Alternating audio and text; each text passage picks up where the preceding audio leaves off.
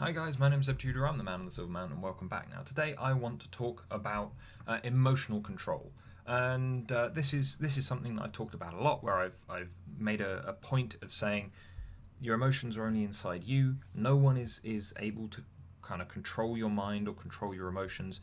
All of it is inside you, all of it belongs to you, and therefore you're the only person that can control your own emotions.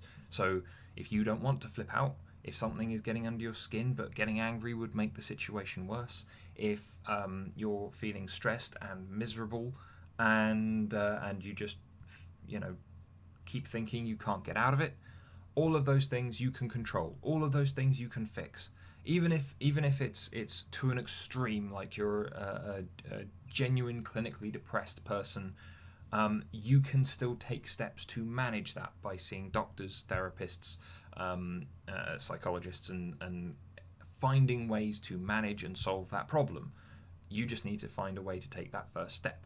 But I'm not going to be talking about the most extremes. I want to talk about, like, if you're stood behind a till at work, or if you're stood behind your desk at work and someone says something to you, and you have the choice of responding in a way that it doesn't matter to you, or getting upset.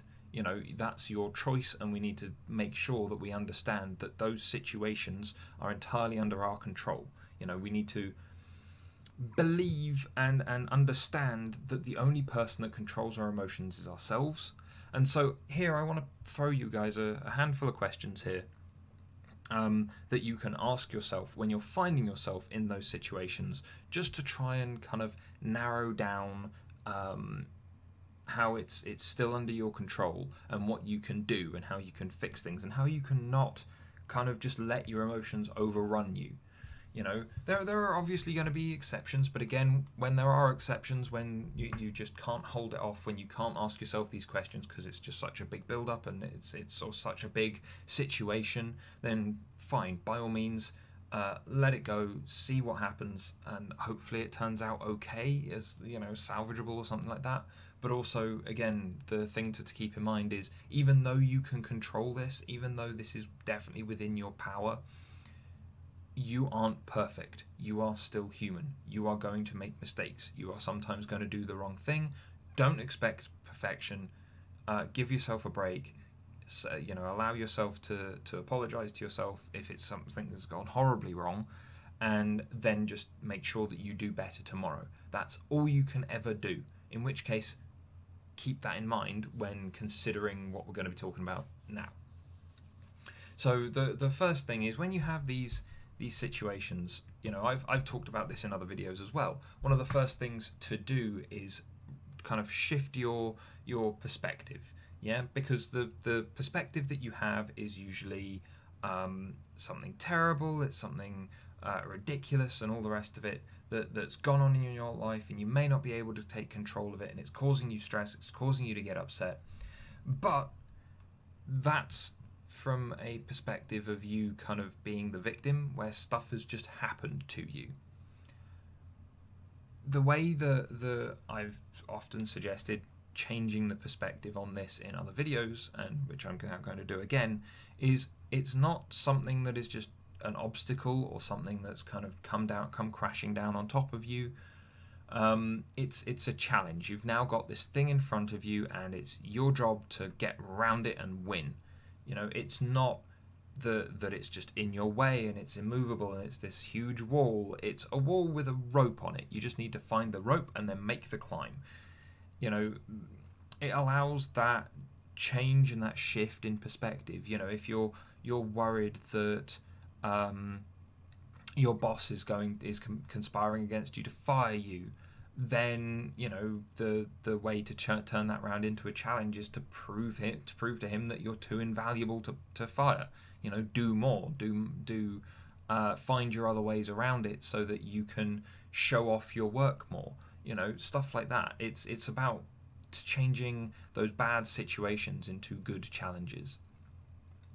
The next thing that I would throw out there, the second question that I would pitch out is, so this situation has maybe been bad. Let's say that the situation is resolved and it was bad. Fine, but what in this situation can you now use to as a stepping stone for another situation. You know, again, taking a work example, if a project has gone horribly wrong, then what can be salvaged to be applied to a different project so that you've got a head start on that next project. Who shone in your team? You know, who was the best person there, so that now you have this understanding of that person can fill this role for you and solve that problem for you. You know, all these little learning things, which again, every time that there's a bad situation, there's always stuff to learn from it. But in this case, we're looking for things that we don't only learn, but things that we can pick up and use straight away. Because, you know, if that's the case, then fine, you might be stressed out and upset from this old situation that's just crashed down around you. But if you can pick pieces of it up and go and apply it directly to something else that would be causing you stress, then it should lower that level of stress, give you more time to recover from whatever's just happened, and so move forward. One of the next things that I would say is that you've also got this third thing, which is a lot of the time, and I've talked about this in other videos as well. I did a whole video on it not so long ago about how we are so bad at predicting how we'll feel. And usually when a bad situation is coming kind of up on us, when we can see it coming, then it's usually we build it up as worse than it will actually be in our heads. You know, we think it's going to be so much worse for us on an emotional level. We feel like it's going to be so much worse for us on a physical level. It's going to be so much worse for us on a social level. And it's all going to collapse. It's all going to be horrible. Do a quick kind of check on that.